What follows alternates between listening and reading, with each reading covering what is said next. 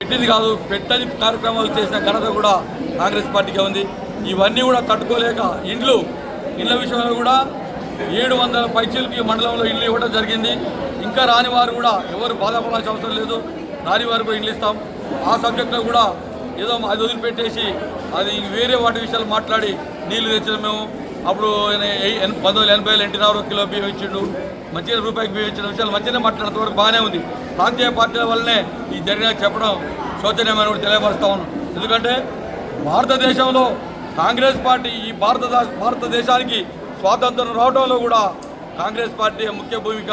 ఆనాడు పడిన ఎవరైతే గాంధీ గారు అయితే, నెహ్రూ గారు అయితే, వల్లభాయ్ పటేల్ గారు అయితే మా నాయకులు అహింసా సిద్ధాంతాన్ని నమ్ముకొని కాంగ్రెస్ పార్టీ ద్వారానే ఇక్కడ కాంగ్రెస్ ఈ భారతదేశ స్వాతంత్రం రావడానికి కూడా మర్చిపోవద్దని కూడా తెలియపరుస్తా ఉన్నాం.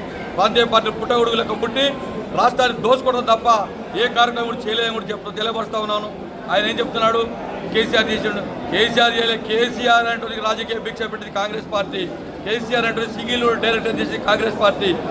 కేసీఆర్ అంటే యూత్ కాంగ్రెస్ ప్రధాన కార్యదర్శిగా ఇచ్చిన 1980లో కాంగ్రెస్ పార్టీ అని కూడా తెలియపరుస్తా ఉన్నాను. ఆయన ఎన్టీఆర్ పక్షాన చేరి టీడీపీలో చేరి ఆయనకు మంత్రి పదవి రాలేదని ఒక అక్కస్తోటి ఈ టీఆర్ఎస్ పార్టీని స్థాపించి ఎంతో మందిని బలి తీసుకొని ఈ రాష్ట్ర సాధనలో కాంగ్రెస్ పార్టీ అగ్రభాగంలో నుండి యూపీఏ చైర్పర్సన్ సోనియా గాంధీ గారి దయ వల్ల ఆనాడు కాంగ్రెస్ ఉద్యమాలు కూడా కాంగ్రెస్ పార్టీని నాయకత్వం చేసిన కూడా తెలియపరుస్తా ఉన్నాను. ఈయన చేసిన కూడా ఏం లేదు.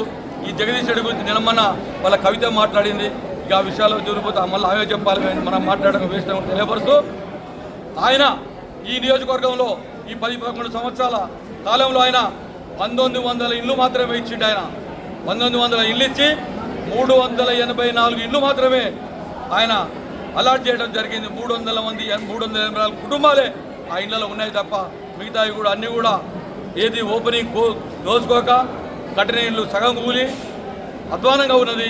ఆ రోజు ఎన్నికల ముందు ఇల్లు అలాట్ చేసినామని చెప్పి అర్ధరాత్రి కాడ 900 ఇల్లుంటే 804 ఇళ్లకే పట్టాలు ఇచ్చి ఆ రాత్రి చేతులు దులుపుకొని పొద్దుగాల నోటిఫికేషన్ వస్తుందని పసుపురు దొంగలు టీఆర్ఎస్ దొంగలు అని తెలియపరుస్తా ఉన్నాను.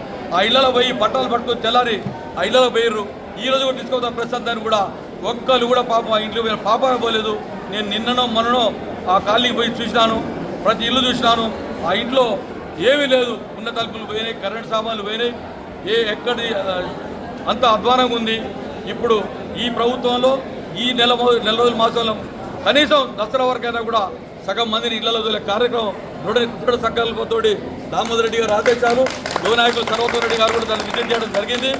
ఖచ్చితంగా మేము ఈ దసరా లోపల సగం మందిని కూడా ఇళ్లకు పంపించి దసరా పండుగ చేపిస్తామని కూడా తెలియపరుస్తా ఉన్నాం.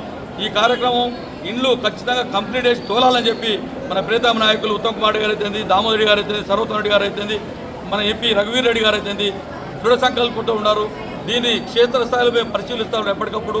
ఖచ్చితంగా ఆయన ఇచ్చిన ఆ ప్రభుత్వంలో అలాట్ అయిన ఇళ్లను మేము ఖచ్చితంగా ప్రజలకు అందుబాటులో తీసుకొచ్చి లబ్ధిదారులందరితో అందులో తోలుతామని తెలియపరుస్తూ ఉన్నాం. ముఖదంపు ఉపన్యాసాలు తప్ప ఇక్కడ చేసింది ఏం లేదు. ఆయన చేసిన 1,00,000 కోట్ల రూపాయలు మింగిరు. ఎవరి గురించి వచ్చిందే తెలంగాణ అంటే